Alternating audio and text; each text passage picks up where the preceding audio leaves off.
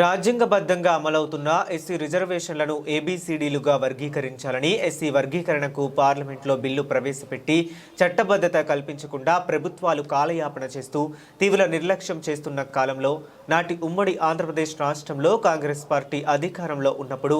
నమ్మించి మోసం చేస్తున్న కాంగ్రెస్ పార్టీ మాదిగల ఆగ్రహానికి గురై గాంధీ భవన్పై చేసిన ఘటనలో ప్రమాదవశాత్తు 90% కాలి తీవ్రంగా గాయపడి మృతి చెందిన ఎంఆర్పీఎస్ మాదిగ జాతి యుద్ధ వీరులైన పొన్నాల సురేంద్ర మాదిగ,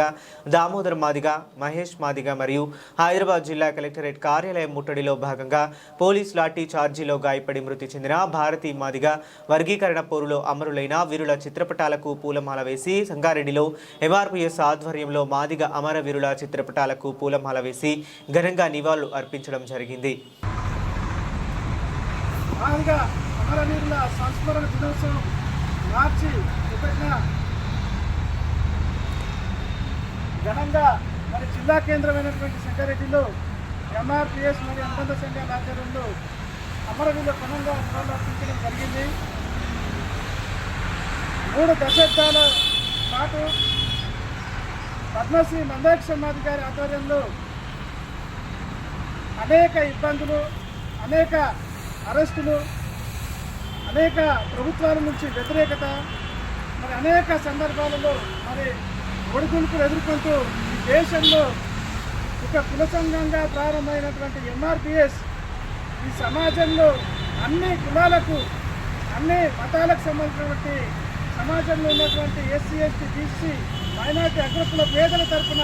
అనేక కార్యక్రమాలు చేసి విజయవంతమైనటువంటి ఒక సంస్థ ఎంఆర్పీఎస్. ఈ దేశంలో ఏ సంఘం లేదు. గత 30 సంవత్సరాలుగా, 31 సంవత్సరాలుగా ఈ దేశంలో అణగారిన వర్గాల కోసం, పేద వర్గాల కోసం అన్యాయాలు జరిగితే అనేక కార్యక్రమాలు చేసి విజయం సాధించినటువంటి ఏకైక సంస్థ ఎంఆర్పీఎస్. ఈ ఎంఆర్పీఎస్లో అనేక సందర్భాల్లో అసెంబ్లీ ముట్టడి కావచ్చు, కలెక్టరేట్ ముట్టడి కావచ్చు, జాతీయ రహదారి ముట్టడి కావచ్చు, ఎస్సీ వర్గీకరణ బోర్డులో అమలుమైనటువంటి ఇక్కడ ఉన్నటువంటి జోహార్లు వాళ్ళందరూ కూడా అందరి తరఫున జోహార్లు వాళ్ళకి ప్రకటిస్తూ నివాళులు అర్పిస్తూ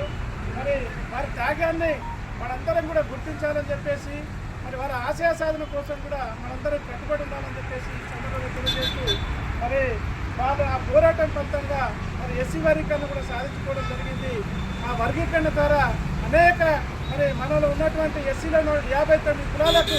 సమాన వాటా వస్తుంది. కాబట్టి మనందరం మనం స్మరించుకోవాలని చెప్పేసి ఈరోజు ఘనంగా స్మరించుకోవడం జరిగింది. కాబట్టి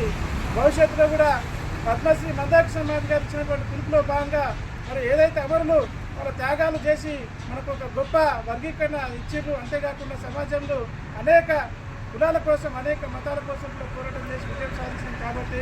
భవిష్యత్తులో మందాక్ష మాది గారి ఆధ్వర్యంలో రాజ్యాధికార దేశం కూడా అమరుల వాళ్ళ ఆశయ సాధన కోసం ముందుకు నడవాల్సిన బాధ్యత మనందరిపై ఉందని చెప్పేసి ఈ సందర్భంగా తెలియజేస్తూ భవిష్యత్తు ఆశయ సాధన కోసం కూడా అందరూ కట్టుబడి ఉండాలని చెప్పేసి మరొకసారి గుర్తు చేస్తూ జోహార్ మాది అమరవీరులకు.